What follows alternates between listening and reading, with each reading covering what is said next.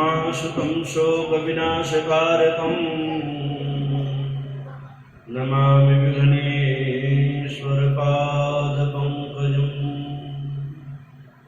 वक्रतुण्डमहाकाय सूर्यकोटिसमप्रभा निर्विघ्नं कुरु मे देव सर्वकार्येषु सर्वदा। गुरुर्ब्रह्मा गुरुर्विष्णु गुरुर्देवो महेश्वरः गुरु साक्षात् परब्रह्म तस्मै श्री गुरुवे नमः। ध्येयं सदा परिभवं नमविष्टदोहं तीर्थास्पदं शिवमिदं चिनुतं शरण्यं भृत्याद्यहं प्रणतपालभवाब्धिपूतं वन्दे महापुरुषते चरणारविन्दम्। वंशी विभूषितकरा नवनीरधावा पीताम्बरादरुणबिम्बफराधरोष्ठात् पूर्णेन्दुसुन्दरमुखा धरबिन्दुनेत्रा कृष्णात् परं किमपि तत्त्वमहं न जाने। कृष्णाय वासुदेवाय हरये परमात्मने प्रणतक्लेशनाशाय श्रीकृष्णाय वयं नमः। सर्वमङ्गलमाङ्गल्ये शिवे सर्वार्थसाधिके शरण्ये त्र्यम्बके गौरी नारायणी नमोस्तुते। जयन्ती मङ्गलाकाली भद्रकाली कपालिनी दुर्गा क्षमा शिवा धात्री स्वाहा स्वधा नमोस्तुते।